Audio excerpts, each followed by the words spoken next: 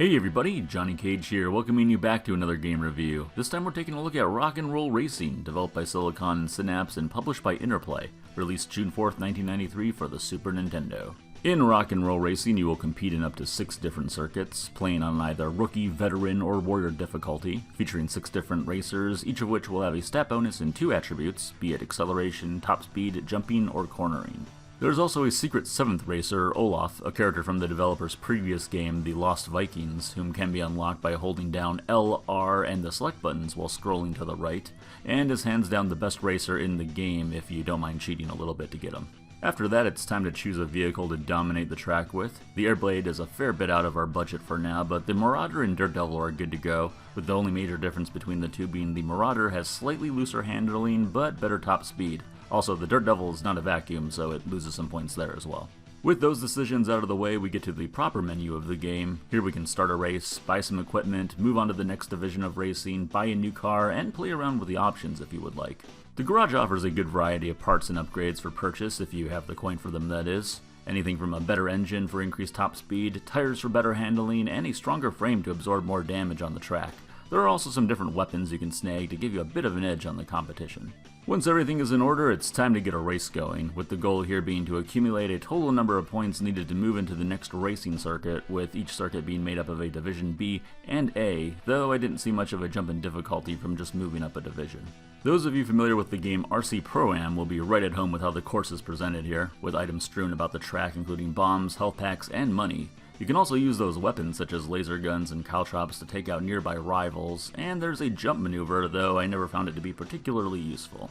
And you might as well go ahead and use those items to your advantage as they get refilled after each lap, adding a fair amount of vehicular combat to any race since you don't feel that you have to be particularly conservative with them, which does help to add to the fun. But the baddies will have their own arsenal available and won't think twice about taking you out as well, though the consequences for blowing up aren't all that harsh, only requiring you to wait a moment for your car to respawn. After you've finished up the 4-lap race, money as well as points are dished out depending on how well you did, before determining if you have enough points to move on or need to get another race in. I also really appreciated that even if you have enough points to move on, you can still finish up the remaining races in your current division to give you some extra money for upgrades. From here, it's rinse and repeat until you complete a number of circuits determined by your difficulty level, only 3 on Rookie, 5 on Veteran, and 6 on Warrior, though I would advise if you consider yourself an experienced racer to start on Veteran mode, as Rookie was way too easy in my opinion. Or if you prefer your racing with a friend, you can always try some split-screen multiplayer. Sadly, if you need to step away from this game for a while, it only offers a password system instead of allowing for actual save files, which can be quite a pain to keep track of. Rock 'n' Roll Racing has a somewhat original control layout. As expected, you will turn your vehicle with the D-pad, but you can also use the L and R buttons if you would like, though this does take some getting used to. B accelerates and the other face buttons will use your weapons, with Y firing your laser, A dropping your caltrops, and X using the jump, though these methods of attack vary depending on the vehicle that you're using.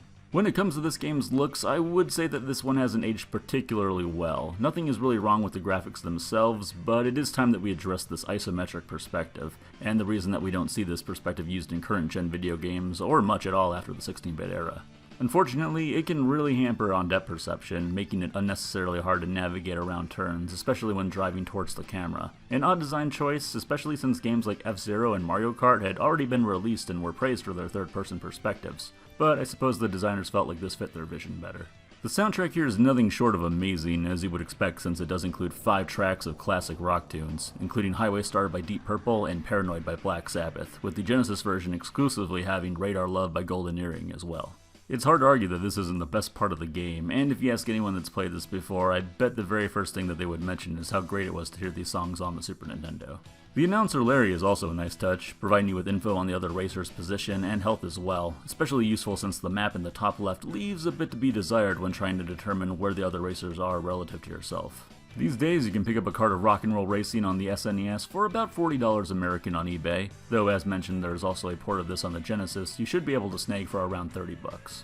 After spending a good amount of time with this game, I started to feel like this was a good example of style over substance. There isn't anything particularly wrong with the racing, well, aside from that isometric perspective. The weapons are also fun, and it was satisfying to take out other racers, but I would still prefer some of the other better-known racing titles on the SNES over this one. Still, I wouldn't really fault you for enjoying this title, and if you want more Rock 'n' Roll Racing action, there actually was a sequel for this one released in '97 for the PS1, Rock 'n' Roll Racing 2 Red Asphalt. though it only went by its full name in Europe and in the States just by its subtitle. Also, Silicon and Synapse had no hand in that one, as a few years after the release of the original Rock'n'Roll Racing, the company would dissolve, only to re-emerge as Blizzard Entertainment and become a juggernaut in the gaming industry. I'm gonna go ahead and give Rock'n'Roll Racing 6.5 Born to Be Wilds out of 10. If it weren't for that isometric view, I could probably have given it another point or so, but it does unfortunately show its age because of that design choice. Though if you really wanted to pick this one up, I think it could still be a lot of fun with a second player, blowing each other up with a rocking soundtrack to keep that energy flowing. Thank you everyone for watching, and if you would like to stay posted on new game reviews as I upload them, please click the subscribe button, as well as checking out the link in the description below for my Twitch channel where I stream most days. I'll talk to you all later on.